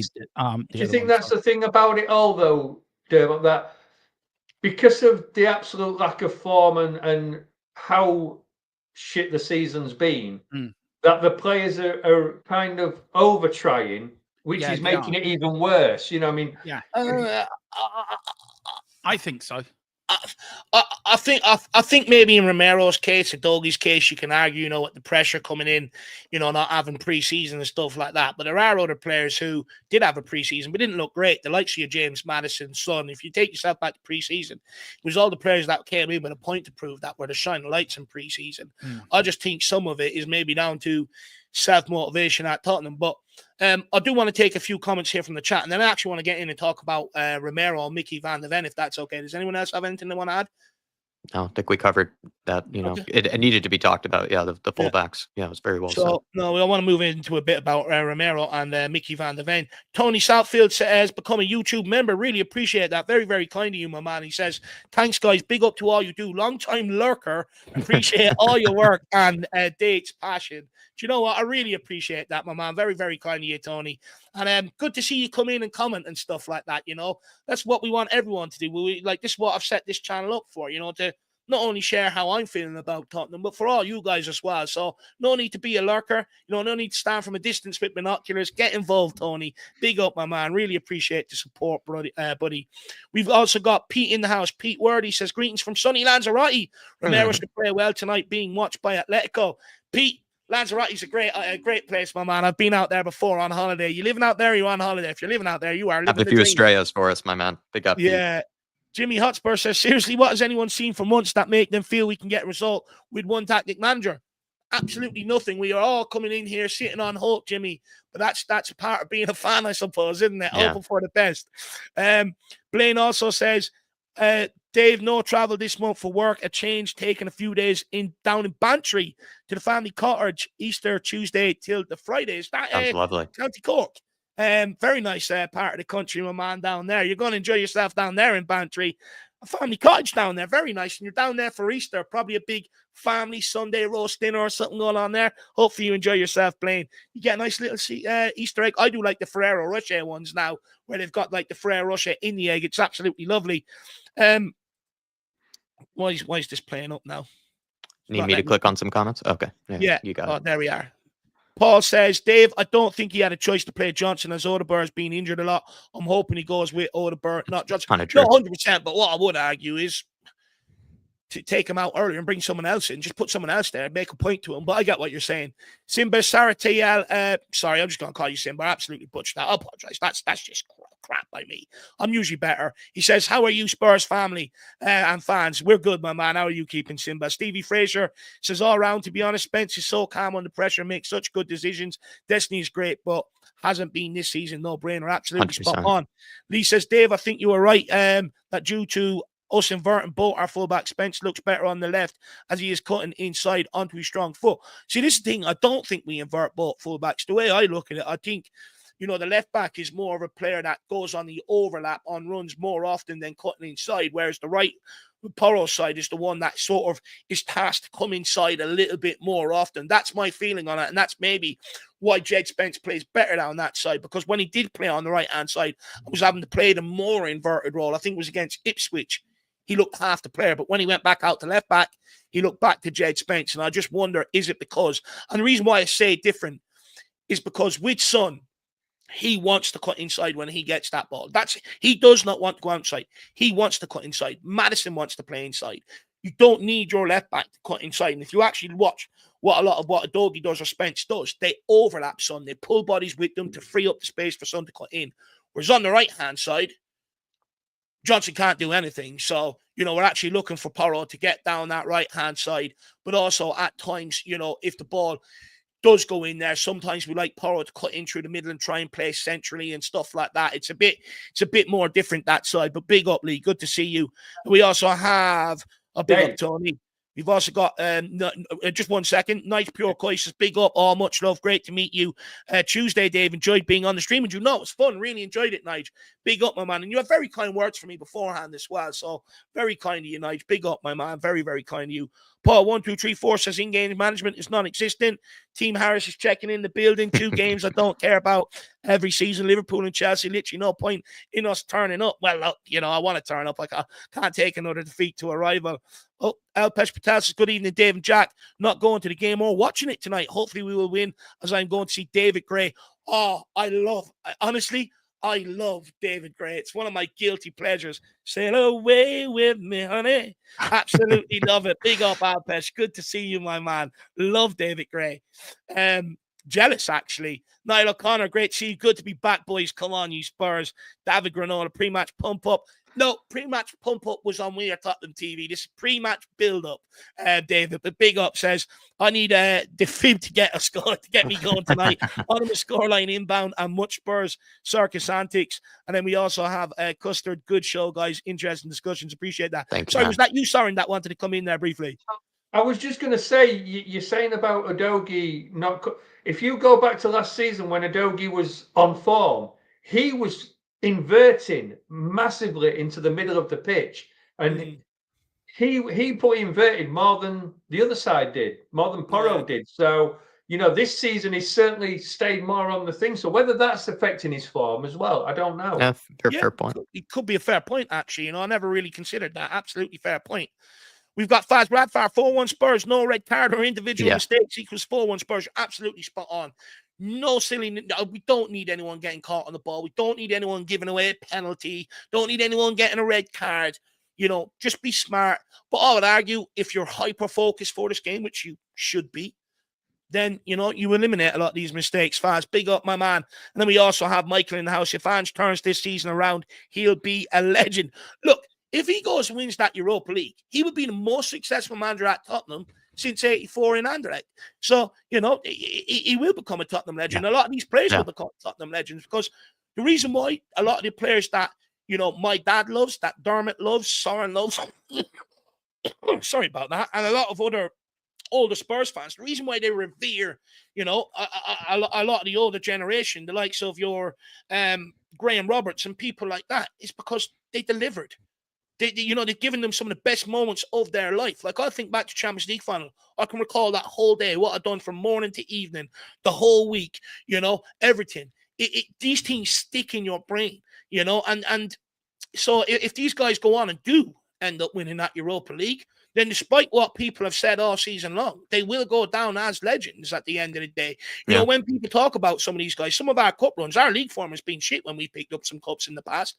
But no one talks about it because the cup has masked over it. And that's how much, they'll go down as legends. I am seeing some people some comments lately where they're saying, even if Ange does win, he still needs to go. I mean, look, I tell you now, if Ange wins you a Europa League title, you won't be saying that after. You will give him another shot. But big up, Michael. Absolutely spot on. But guys, I do want to take a brief moment, though, before we do move on and talk about Romero and Van de Ven, to plug our sponsor between now and the end of the season. It is the best VPN in the world. It is the fastest VPN in the world, and that is NordVPN, guys. It is pinned in the comment section, and it is in the description below this podcast as well. And basically, for anyone that doesn't know what a VPN does, basically it allows you to bounce your location around to different countries in the world and watch live events and loads of other stuff, not just live sporting events, but TV and all that sort of stuff. For instance, if I want to watch stuff that's on the ITV player or the BBC iPlayer, I can't get it in my location. Well, actually, I don't need to be here. I just get my NordVPN, bounce my location, put myself somewhere in England, maybe, I don't know, Scunthorpe, somewhere like that, and all of a sudden, I'm sitting there watching exactly what's on telly, on the BBC iPlayer, the ITV player. It's great for when you're traveling abroad on holidays and all that sort of stuff. You can check back in on the programs that you follow at home and still be able to watch them. But not only that, guys, people worry about their safety online and all that sort of stuff, your details being robbed when you're on public Wi-Fi's. Well, VPN have actually gone to the next level, and they've thought about all of this, and your safety is number one priority with them as well. And basically, they've got a load of advanced security features within the VPN that protects your public data on Wi-Fi, protects all your bank details if you want to buy things and all that sort of stuff. And guys, not only that, usually in the case, it was you buy one VPN for one device. And if you left your tablet at home and you want to watch something on your laptop, you couldn't do it. Well, NordVPN, they've thought about this and they've gone one step further. They said, we're going to let you have it up to 10 devices. So your laptop, if anyone has boxes plugged into the telly, your phone, your tablet, etc., etc. So make sure you get over there. So basically, guys, it's premium cybersecurity, which is the main thing, but also allowing you to bounce your location so that you can tune into anything in the world for just the price of a cup of coffee a month. If you want to avail of that and that sounds like you, make sure you get across, click on the link, bring you straight to nordvpn.com. There's a 2-year plan with us with the code FLATCAP. Give yourself a nice discount, but there are other plans there if you want to try and avail of them either, guys. So I want to say thank you to NordVPN. And guys, there's been a lot of blackouts this season. You wonder how I watched the game?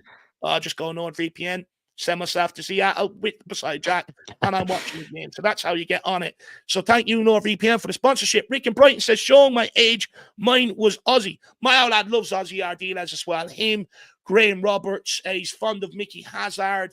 There's a few, my dad. David Ginola, of course. My dad's fond of a lot of these players. Who's the other Argentinian? I'm forgetting him now. Ricky Villa. Ricky Villa. Yeah, Ricky Villa. I need to go and have a drink. I'm getting dehydrated. I can't think properly. But yeah, Ricky V, my dad loves all of them guys. And the reason why, produce great moments in cups. That's why. Big up, Rick. Good to see you, my man. Want to say to Rick quickly, and also a lot of these members, that have sent in the member milestones. I mean, the lengths of these, are becoming crazy. They're really, really nice. And, I feel, very thankful for you guys because, Spurs, it's a roller coaster. We've gone through so much, this season, previous seasons, we've had disagreements, we've had different opinions. Everybody, has at one point, probably felt differently to us about things. But just want to say the fact that you guys just continue to still support us, continue to still have conversations, discussions, and chatting about this basket case of a football club. I do really appreciate you guys. And Rick is a good example of it. I know, plenty of times, maybe he's felt differently to us, about various things, but just the fact that you still are a member, still supporting us, Rick, very, very generous of you, sir. Yeah, so hopefully you're doing all right, my man. Hopefully you're doing all right. She's and we're back getting in behind Brighton him today, man. Dave and I, the happy clapper juices have been flowing today. So big up to you, Rick. I just needed 2.5 weeks off, Rick, to sort of get away from the environment, not do any Tottenham thing at all, and then I'm back, my man. But big up, Rick. Any travels coming up this summer, do let us know. I'm sure we'll see the name change anyway. Rick in Madrid, Rick in Barca, I don't know, wherever he's going to be, but big up, Rick. And then Maisie's Adventure. Hello, boys, watching for Cyprus on holiday. Let's get a result tonight. Ooh, yeah. And carry on the next few games. Cyprus. Well, enjoy yourself out there. I know a lot of Irish people went out there in the past, and they have got a lot of good things to say about Cyprus, actually. So hopefully you have a great time out there. Big up, Tricky One as well. Great name. Because I do want to get in and quickly talk about Mickey Van de Ven and Romero. We are expecting to see them both back in there for the first time in a long time at the heart of this Tottenham Hotspur defence. And I actually loved the interview that Mickey Van de Ven gave to Sky Sports in the build-up to the Chelsea game, reiterating the partnership he has with Romero, the trust they have in each other, how they cover for each other. It is giving me Toby and Jan vibes in terms of it's exactly what you want to hear. That's what partnership is. It's absolutely brilliant to see. But I suppose we'll go to you first on this one, Jack. Do you think they can finally provide the solid foundation that we've been crying out for? Or do you feel we might still be too vulnerable? And how do you see it impacting the way we play overall? Because you've got people out there that would say it's not going to make a difference. But then you've got people like me that would say, well, hang on. Van de Ven, I'll need to close the window. The neighbor's getting on the rap music. With Mickey Van de Ven and Romero, I think they make a massive difference in how good we are and how accurate we are actually playing out from the back. But also, I do think they pull down a lot more attacks and stop a lot more defensively. What's your thoughts on that? I'm just going to close my window. I've got Eminem banging in my ear. I don't hear anything, but it's probably a distraction for you, Dave. I imagine, the honks and the sirens. And I used to live in New York. The two world-class center backs, in my opinion, Christian Romero and Mickey Van de Ven. When you have two world-class center backs in your back line, you will see a significant difference in just the solidity, but also I think more importantly, in especially having Romero and Van de Ven together in possession, since we are a possession dominating team, we like to, have the majority possession, break teams down. I think Romero is simply, in my opinion, people definitely feel differently about this. I think Romero is one of the best passing center backs just out there in the Premier League. The way he can break the lines of the opposition midfield. He's always searching and scanning, between those little areas, where they're trying to block up the middle. He'll still find a pass, and fire it into a midfielder, fire it into a James Maddison and get an attack started. And then we can really break teams down more effectively. And then also when it comes to seeing out danger, Mickey Van de Ven is like a cheat code of a defender, really. He just can cover so much grass, so strong as well. And then Romero, we know, is a guy that can lay one into a player. And once he does that, plenty of times we've seen strikers sort of go missing for the rest of the game because then they're always looking over their shoulder. They're always scanning to see if he's going to be right on them, to put in another fierce challenge. I think they're both incredible center backs. And no disrespect to Kevin Danzo. I mean, to a degree, I think Dragishin has let us down, so maybe a tad bit of disrespect to him. But, the other guys that have, I think for the most part, Ben Davis, Kevin Danzo, Archie Gray, they've done great, in their absence. But there is a huge difference between them and Mickey Van de Ven and Romero together. They also have that relationship, that understanding. They're a bit of a yin and a yang, with each other. I think like Dave and I, we both complement each other. We're very different people, but we do complement each other. And I think the same thing with Van de Ven and Romero there, and just having them back is a solid foundation and is, I think, crucial to seeing the most out of this system. Most attacks, especially with the way that we play, are built out from the back, and having those two together, I think, goes a very, very long way. And we've just been so used to not seeing them together this season that we've gotten, kind of just used to it being, a Ben Davis or an Archie Gray, and we've just not really appreciate. I think we probably do appreciate, but we've not really been able to see on a consistent basis just how good these two can be together. And even when they have been back together, they've been rusty, rushed back from injury, various sort of factors. We haven't seen the best of them together in a long, long time, if not maybe except for the beginning of the season, really, right? So it's been a season without these two. And in my opinion, Dave, when you have two world-class center backs together like that, you get the most out of the system. And you also as well, provide a bit more security, for the back line. I think even the whole team probably feels more comfortable with just having, Romero and Mickey Van de Ven back there. Probably the Pedro Porro feels more comfortable bombing forward. Jet Spence knows that he's got Mickey Van de Ven to cover up for him if need be. So that's the way I see it. Two world-class center backs, you have already a better team. And it almost becomes a little bit heartbreaking here how Van de Ven talks about Romero, because you see a lot of speculation around Romero, and it does seem like something is going to happen, with that in the summer, that we are going to be tested with a bid, whether it's from Real Madrid or Atletico Madrid. It does look like one is coming from Madrid. So it'll be interesting to see, because I do think when you listen to Romero or Van de Ven and the interview he gave, do you know when they were doing that silly driving thing with players there for a while, driving home at Van de Ven?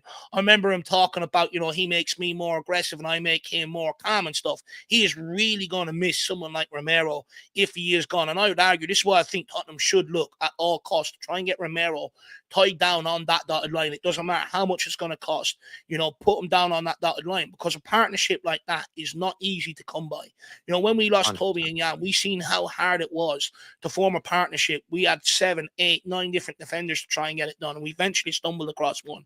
And I do think that's why we should keep him. But we'll go down to you, Dermo, on this. Lovely dog, by the way, Soren. But Dermo, do you think that the speculation around Romero's future could affect him between now and the end of the season? Because it's pretty consistent and constant now at this point. I think You're you're on on mute, mute there, Dermo. Dermo. Sorry. I think it would have. I think it would affect Oh. anyone. That's worse. Oh. We'll go to Soren and come back to Dermo. Forgot the bloody question now. Romero, isn't it? The future, Sorry, the- like all the the speculation. all the speculation. I Could that think- affect him? Yeah. Will it affect him? I mean, yeah, of course it will. It doesn't matter who you are. When Real Madrid come calling, it's in the back of your mind, isn't it? But look, I've always said Romero is one of the best defenders we've had for a long, long time. And we should have tied him down to a contract last season, not this season. It should have already been done. But I don't see him signing a new contract with us. That's the problem. I don't think it's a matter of how much we offer him. I just see if he thinks Real Madrid are going to come calling, I think he's gone. And from What what about we've seen, Atletico? I think Atletico is a different matter. I mean, I think Aston Villa have kind of been linked to him as well. Atletico, it just depends how much he wants to go to Spain. But I just think if we won the Europa Cup this season, I could see him staying and I could see him signing a contract because all of a sudden they'll think they can win trophies here. And look, if we get Romero to sign a new contract, we do the same with Van der Ven. You tie them down to another 5 years each. You know, and I think we've done so. It's to me, he's looked the better of the two backups with him and Dragusin. I think we if we're going to get rid of a defender, we get rid of Dragusin, and we upgrade on him with a left-sided centre back. But if we can manage one of those defenders to sign a new contract, you've got to get the other one as well. That is a partnership we do not split up. Yeah. To me, the more pressing thing is though getting that monster number 6 in, because that then allows both of those defenders to go for. I mean, Romero is phenomenal at going forward and spraying that crossball in. Van der Ven, I mean, people have had wet dreams about them runs he makes when he starts running with the ball. Nobody wants to touch him, but both of those players are integral to this team. But while we've got them, we have to improve the midfield. I think the midfield's the weakest point of our team now. Yeah, a lot of people are starting to highlight that now, and look, I think there's a good case for it, with the game being such an end-to-end nature, it does show you that maybe you are a bit weak in that midfield, there's no real control on our end, it's very end-to-end, and look, people are pointing it out left, right, and centre. It's just being ran through, to a large degree as well. So I think you're absolutely spot on there. Custard agrees with you as well. And big up brother Musa as well. And also, Future's Bright Future, Lily White is in there. Good to see you, along with Android 890 and also the old Rooty Toot as well. Good to see you, Rooty Toot. And Elvis is in the building. Good to see you. Let's move into the midfield, though, because I know the lineups are out in about 7 or 8 minutes. So I'm going to go to Dermot quickly on this one, and then we'll progress. Dermot, Ange Postecoglou start with... Go on. No, I think there's a bit of an echo there. Just continue there. Yeah. Dermot, Ange Postecoglou started Basuma against Fulham, but pulled him off at half-time. Ange said that he has the tendency to drift out of games. Do you think that's a fair comment about Basuma? Some said that Ange doesn't like to throw his own players under the bus, but why do you think then he's come out and criticised Basuma then now? Do you think Basuma is on the bottom of the pecking order in terms of the midfield options? Do you think the criticism was fair? Yeah, well, hopefully my mic's better now than it was. No, it isn't. It's not any better at all. You carry on fixing that, and we'll get Jack in. I'm going to have to then, if that's okay. Log out, log back in. Log out, log back in. We'll go to Jack. We'll get Jack to answer that. And then Dermot, if it doesn't work again, we will plug his channel for popping in here. On Basuma, I think here's the thing, some people have said oh, he's such a hypocrite for saying oh, he doesn't criticize players, and then criticize Timo Werner and like Basuma. I think that's like relative, right? Like, I think he is a guy, Ange Postecoglou, that maybe different to Jose, maybe different to Conte. He really doesn't want to have to do that. He doesn't want to have to sort of, call out a player, have to criticize them in front of the press. But there has to be some give there. Like, if Basuma is on balloons before the beginning of the season, if he's moping around the pitch, if he's, drifting in and out of games, if he's going skiing before one of the bigger games of the season, like, you can't just continue to play Mr. Nice Guy, right? At least in my opinion. I don't think you can. I think there has to be some element of just sort of respect given. And I don't think Basuma has shown that personally. Seems like sort of a good timer, wants to just sort of vibe about, he seems like like Dave and I have pointed this out, seems like a great guy to hang out with, seems like a, really lovely character. But actually, as a footballer, he has let down Ange, I think, on a couple of occasions, both at the beginning of the season, maybe at times, after he started off so well last season, then sort of drifted away in terms of his form.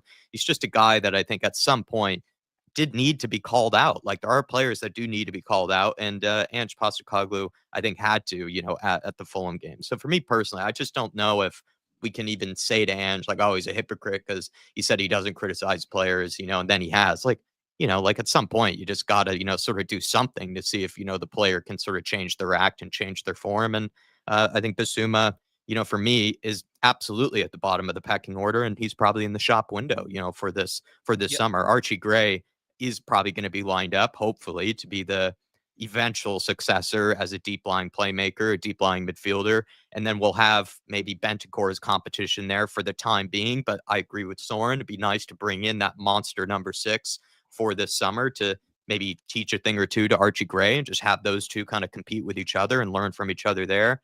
So for me, Dave, I think Basuma is at the bottom of the pecking order. And as well, I kind of have agreed with your opinion. Like, he's a guy that I think probably just does better if you just kind of let him roam, let him do his thing, let him play all around the midfield. But I don't think you can do that at the top level. I just, unless you're like a Ronaldinho sort of, type character, that's just unplayable, type of guy. Right. But Basuma's not world class or anything, in my opinion. So he's just, I think he's played himself out of this team.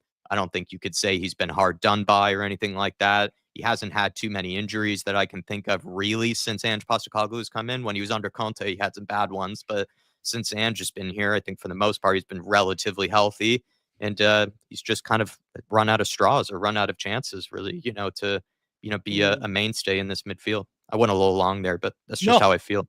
Yeah. Look, I completely agree with you. I think you've absolutely hit the nail on the head when it comes to Basuma. Look, I think he is a guy, that, you give him a free role, but he's never going to get that role at a big club, at a club that wants to compete at European level. At a club like Brighton, fine. And with modern tactics now, too. Yeah.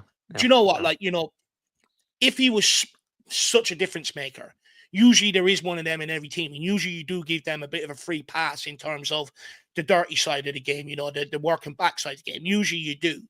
But Basuma ain't that guy. He's not good enough. He doesn't demonstrate that he's good enough to give him that role. So the only option he has now is either knuckle down or he's going to be bounced out of this football club. But look, I want to progress the conversation just quickly because I know we've only got 2 minutes before the lineups, but Tottenham have struggled for goals recently and their attacking threat has been non-existent in recent weeks, having failed to score in 3 over our last 6 matches. What sort of changes do we think we need to see to our attack for it to become more clinical and offer a genuine challenge to Chelsea tonight? Is it as simple as taking Brennan Johnson out, who was poor before the international break, poor on the international break, and giving Odegaard a chance? He was brilliant before the international break and had a good international break with France under 21s. We'll try and get Dermo back in here again. Is that any better? Much better. Your love boy Johnson. Do you think he should be dropped tonight? Yeah. I got no problems with that. Odegaard coming in. Pardon? Odegaard comes in. Yeah, Odegaard coming in. I love Odegaard. I love the way he plays. He does what Johnson should be doing, which is attacking your fullback. If you're a winger, that's what you do.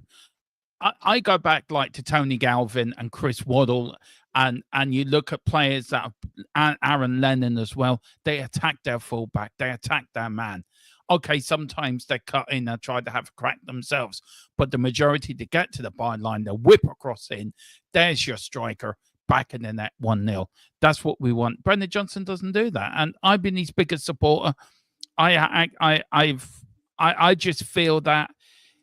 I just feel he needs something to either an arm around the shoulder or a good preseason, because he's been poor some games this season. But I say it again, anyone that thinks just turning up at the back post and just putting the ball in is easy. It's not. On the flip side, anyone who thinks that's enough, it's not. It's not either. No, not unless you're a striker. Not unless you're that sort of a 6-yard box striker. You're not. No, you're correct. So I would start Odegaard. I'll put Sonny in the other wing, and you put Kulu in the middle. I'm Kulu's sorry, not available. Kulu's not available. I know, but I would put Kulu. That would be my. That would be my sort of threat. No, but for tonight, like, we need to sort out the attack for tonight against Chelsea. I think you go for Odegaard, Solanke, and Sonny as a front three, and then you're going to have to pick James Maddison in that number 10 role. Yeah. I think for me, quickly for like fixing sort of the attacking sort of dullness at the moment. I think Ange bears a bit of responsibility here, just for the fact that, you know, he hasn't necessarily rolled out a consistent forward line. And even to a degree, we've had so many changes in midfield. There needs to be a bit more consistency in the team selection so that there can be some chemistry built. Maybe he's been hard done by in the Odegaard situation to a degree, but I felt like, you know, a lot of times, you know, when the attack has gone a bit stale, maybe it's also just because these guys don't have that chemistry with each other like other forward lines do, in my opinion. I think that would be a big factor to it, is these guys are just kind of constantly dealing with a different version of a forward line, or a different version of the midfield. And the midfield and the attack sort of to a degree work together and sort of being, you know, that free flowing type of unit. And it hasn't really been the case in terms of team selection. He's been very hard done by with that injury, so I'm not going to like totally put it on Ange's doorstep, but let's just use the Fulham game as an example. He made so many changes to that team that I'm not sure if he really needed to. And that would be even an explanation for like why, again, you know, the attack felt a bit dull and a bit stale, you know, for that game for me personally. So I think part of it is just picking the same team that works. Yeah, I think this forward line does work, you know, from what we saw in the AZ game, which is Odegaard, Solanke, and Son. For the time being, that seems to be the best one to go with, and he's done it here again. So fair play to Ange. Well, the lineups is out, guys. We're going to go through the lineup, and then we're going to get Soren in on the attack, and then also his thoughts on the lineup. Vicario is in goals. Jed Spence comes in at right back. Romero and Van de Ven partner at centre back, with Udogie coming in at left back. Very interesting there. No Pedro Porro. Bergvall, Bentancur, and Maddison form the midfield. Odegaard off the right, Son off the left, and Solanke through the middle. Now, with Bergvall and Bentancur, it's going to be interesting to see whether it's a double pivot. Yeah. Or whether, and I wouldn't even say Bentancur in the 6 is a given. You know, he played in the 8 against Fulham. And I would argue, you know, he played there under Conte. He was the midfielder that was asked to get forward a lot more. So I wonder, you know, what way this midfield shape is going to be. People in the comments, give me what you think it's going to be. Is it going to be what we usually see, the 1-6 and the 2-8s, or are we going to see a different variation of it? On the bench, though, Kinski is on the bench in goals. Pedro Porro, Ben Davies, Archie Gray, Yves Bissouma, Papa Matasar, Mikey Moore, Namor returns to the bench along with Brennan Johnson, which is where he should be most of this season, along with Matisse Tel. Soren, on to you. What's your thoughts on the forward line? We do need to try and fix it heading into tonight's game. We have to, pose a threat if we want to try and get something out of this game. And what's your thoughts on the lineup? All right, Steve, I told you he wasn't going to start Johnson, by the way. You hammered me in the comments under the predicted lineup. No Pedro Porro is a big call, Soren. We kind of assumed that he would start tonight. Yeah, no, I think the lineup's quite good. There's not much you're going to really argue with in there. I mean, you know, the only question marks probably was, is it Udogie or is it Porro? I mean, I'm quite happy to see Udogie and Spence. Odegaard, brilliant. Solanke, do you know, I like him up front. A lot of people like the lineup, Soren. A lot of people in the comments here are saying they like that lineup. Yeah, I mean, I do. I think it's one of those that you've got youth, you've got experience, and you've got a bit of, not the fight we want, but you've got a bit of fight in there. You know, you've got the rawness of Bergvall. Hopefully Bentancur. Maddison needs to step up. Son needs to play better. look, if we play to the way we've played against the big teams, we can win. If we play the way we've played against Ipswich, and we're going to get battered. So it's going to go one of two ways. I'm quite happy with that. The only thing I would like to see, and I suppose it's dropping Bergwell, which isn't really fair on the lad, is Archie Gray in that midfield. I think he needs to have a chance, whether you maybe today is not the right day to do it, but I like the team. I think if they play well, we can win. If they don't, we're not gonna. You know, he's sitting on the fence with splinters up my ass. Yeah. No, look, and I think it comes down to what Katie 32 says here. Good team on paper, but let's see who has the fight in their belly, you know, and that's another massive part of this sort of game. You gotta have that hunger and that fire in your stomach heading into this game. I mean, we were saying earlier about, you know, not having a leader on the pitch and things like that.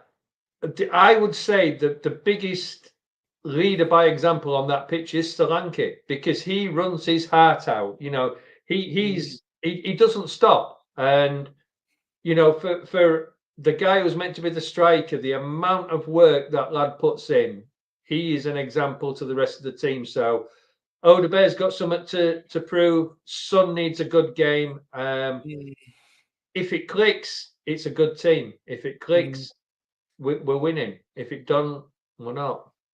No, absolutely spot on. But look, what I would say is I do think the general consensus, what I'm taking from the chat, and a bit what Faz Bradfire says here, nobody's complaining about the lineup, and there's plenty of help on the bench. You know, even DB, who, you know, has been unsatisfied with some lineups this season, he says, look, this lineup I want to see for the next 2 to 3 games. You know, so he's actually, like, a lot of people are really happy with this lineup. Now it literally does come down to the fight on the football pitch. And, you know, do we have the stomachs? Because, look, there's going to be a case where Chelsea usually have more quality on the pitch than what we do. But you can make up for that with a lot of fight. You know, so let's see what we can do in that regard. Dermo, what's your thoughts on the lineup, my man? You with the chat? You happy with it, or are you unhappy with it? Your boy Johnson's on the bench. Oh, Mike's gone again, Dermo. I'm having a mare today. I'm really having a mare. You're rattled. You were out earlier. You're late. That's why. I'm having a mare. You like the dog? You know pre-season. I will have plenty of pre-season this season. This summer, Dave and Jack will be putting me through my paces. This summer. You know, 12-hour shifts. No, you're going to get this right. No, I love it. This is the lineup I want to see. This is one of the lineup I want to see today, Sunday, and next, and against Frankfurt. I love it. I love it. I love the defense. We've got Romero and Van der Ven back. We've got Udogi and Destiny. I love the midfield. You got that grit of Bergville and the Uruguayan general in Bentancur. You got Madison there going to pull the strings in the 10 role, and then you've got Odegaard and Sonny in the wing, and Solanke. I agree with Soren. He works his damn well socks up front. You get more credit than he deserves, and he'd be there to bang them in. We've got a strong bench as well. I'm over the moon that Mikey Moore's on the bench. Yeah.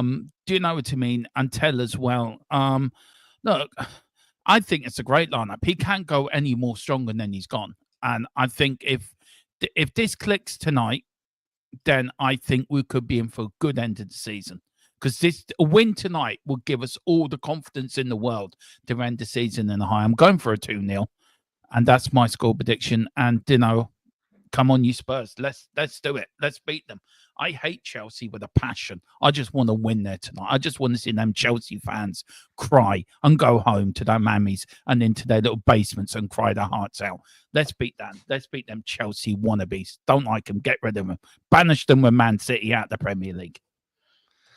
Oh, no, 100%. Look, big game. You know, it's getting close. We're an hour and 5 from kickoff. I mean, anything else anyone else wants to add in? We're going to put Dermot's channel in the chat there now, guys. Make sure you get across, show him some love over there for that. But Soren, we'll save Jack's thoughts for the pre-game discussion with myself. So Soren, Dermot, anything else you want to say before we end off here, lads? Just a quick one to Faz Radfar's comment there. I don't think it matters if somebody gets injured. You know damn well the people are going to have a go at him. So he can't do right for wrong. If he hadn't have played either of them, we put a makeshift back four in there, he'd have been slaughtered. putting these two in. Look, Romero's just played 2 matches, so why shouldn't he play? Van der Ven supposedly fit, why shouldn't he play? If they get injured, they get injured. That's unfortunately that's the game. But yeah, I think fans will slaughter him whether it happens or not. 100%. Look, he's in a lose-lose situation. It doesn't matter what goes down. He's going to get slaughtered. But look, what I will say is he is showing that he can appease most of the fan base at once by picking the lineup that everyone agrees with. Like I said, I think this literally comes down to the stomach now. Do we have the fight? You know, I'm looking at someone like Jed Spence. You know, he's full of confidence right now. Vicario will be up for it. You're hoping Romero and Van der Ven to a large degree, you know, in that midfield. Potentially maybe a little bit lightweight, but you know, if Maddison, because Maddison can do it. I've seen him throw his weight around. I remember that from Man City 4-1 away win. You know, if he can muck in that regard tonight, we got a huge chance. But for me, I don't want to see that ball pumped into Solanke. Get it out to Son's feet, get it out to Udabur's feet, and just get Solanke in the box, and let's try and get something. But guys, I want to say a massive thank you to everybody who's tuned in today. I want to say a massive thank you, first of all, to Soren. Guys, this guy was away on holiday. He's got a lot going on in his life at the minute that, you know, isn't all rosy, you know, puts things into perspective. So I want to say a massive thank you for actually finding time amongst all the chaos and that, thank you, Soren, for really coming on here. I really appreciate it. And it's great to have you back. And you're looking well, my man. So thank you very much. I also want to say a massive thank you to Dermo as well for giving up his time to be here. He's been a very busy boy lately. So I really appreciate you fitting us in as well, Dermo. And then also to you guys out there as well. You know, sometimes, you know, in life you find your confidence going a little bit in what you're doing and stuff like that, you know. So sometimes like it can affect you, you know, sometimes your confidence can drain a little, and today certainly brought that back. So I appreciate every single one of you who was tuned in today. Over 500 people in house for most of it. I want to say a massive thank you. And, you know, look, let's see what we can do heading into this game. I understand how the season has gone. You know, we're all sort of, in a way, you know, just holding on to the Europa League hopes. But it's a derby game. It's a big game away at Chelsea. We've been here every single game. Now it's time to see if these players can front up for us. Put a good result on the board, and let's try and get some momentum. Thank you to all of you Spurs fans at home. Much love. Really appreciate it. We'll see you back here in half an hour's time for the watch along. Hopefully it's singing and smiles tonight and not ranting and raving. But guys, go and get your dinner. Go and get a beer out of the fridge. We'll see you back here in half an hour. Thank you, everybody, for your support. Come on, you Spurs. Come on, you Spurs. Hey, we haven't done predictions. Oh, fuck. Yeah, sorry. Predictions and quickly. Eddie, El Dante, Shem Tam, Tyler, Brecken, Moondog, Eltel, Cockerell, Jack, Blaine, Tony, Faz Radfar, Michael, Rick in Brighton. Really appreciate all the support, guys. Very, very kind of you guys. You know, there's a lot to pay for when you're doing this and all of that. You know, if you want to try and make a good go of it and you produce better content and all that sort of stuff. So it does go a long way to all that. So thank you very much. But look, let's go through the panel. Let's get the score predictions. We will get Jack's score prediction. Jack, give us a quick score prediction. These games are always chaotic. I'm going to go 4-3 Spurs. I think this could be another nutcase of a game. I really hope it goes normally. Like I said, no injuries, that sort of thing, and no bad referee decisions. But I'll just go for a basketball score, 4-3. 4-3. Yeah, well, look, I mean, you can't write that one off. We've had a few of them, especially under Ange Postecoglou, actually. Soren, what's your score prediction, big man? 2. Either way, it's gonna. I really think we can do it tonight. I think there'll certainly be goals. I think it 3-2, but it wouldn't surprise me if it went the other way neither. So we're going to go 3-2 Tottenham because it's about time I had some luck. So 3-2. It is. Yeah. And if we do win tonight, someone's definitely looking over you, and we'll thank you for tonight for sure, my man. Dermo, both guys have gone high scoring. You're going to book the trend. Could it be one of them where it's a low scoring game? I'm going to say, and we're going to shock the world. I'm going to do Muhammad Ali. We're going to shock the world again. We're going to show them who we are. I'm going for a 3-0 win. We're not going to concede. We're going to shock the world and hold our defense strong. We're going to come out. We're going to whoop them because we're the greatest team that ever has been in Tottenham Hotspur.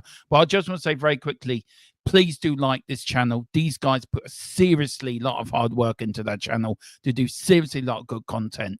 And being a YouTube content creator myself, I know how hard these guys work. So do like the button, do hit it, do share, do hit it for their algorithm, and do pick up your memberships. These guys do more for you members on YouTube than any other channel on YouTube. So please hit the memberships and do hit the like button, because these guys seriously deserve it. And they're putting some really good shows.